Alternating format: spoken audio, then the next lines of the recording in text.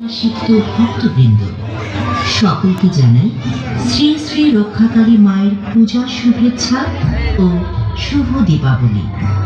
আমাদের এবারের ভাবনা মহাকাল সংহিতা।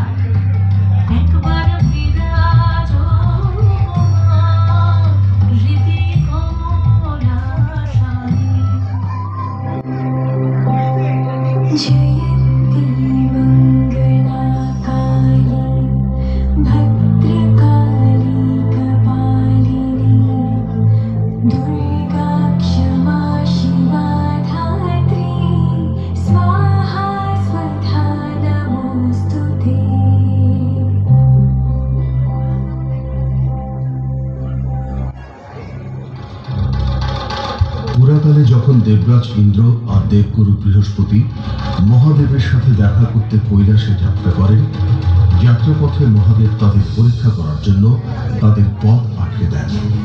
এতে দেবরাজ ইন্দ্র ক্রোধিত হয়ে মহাদেবের ওপর বজ্র নিক্ষেপ করেন।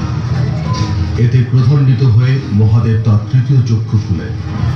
তার তৃতীয় চক্ষুর অগ্নিজ্যোতি হতে অসুর পুত্র জলন্ধরের জন্ম হয়।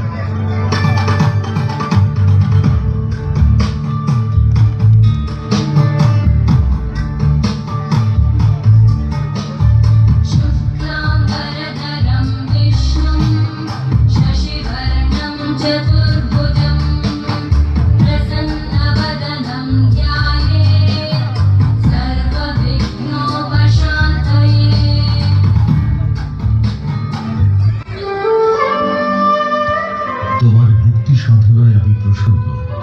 বলো, তুমি কি বর চাও? প্রভু, আপনি যদি আমাকে বর দিতে চান তাহলে আমাকে এমন বর দান করুন যাতে আমি সদা স্বামীর সধবা হয়ে থাকতে পারি।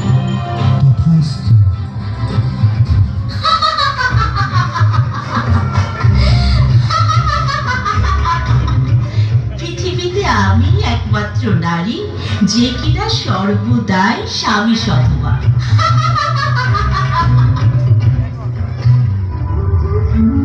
বৃন্দা বরপ্রাপ্তি হওয়ার পরে বৃন্দার সাথে জলন্ধরের বিবাহ হয়। আর যখন জলন্ধর জানতে পারে তার স্ত্রী বৃন্দায় তার রক্ষা কবচ, তখন সে অসুর সৈন্য নিয়ে স্বর্গরাজ্য দখলে উদ্যত হয়। আমি জলন্ধর, এই ত্রিলোকে একমাত্র ভগবান আমি।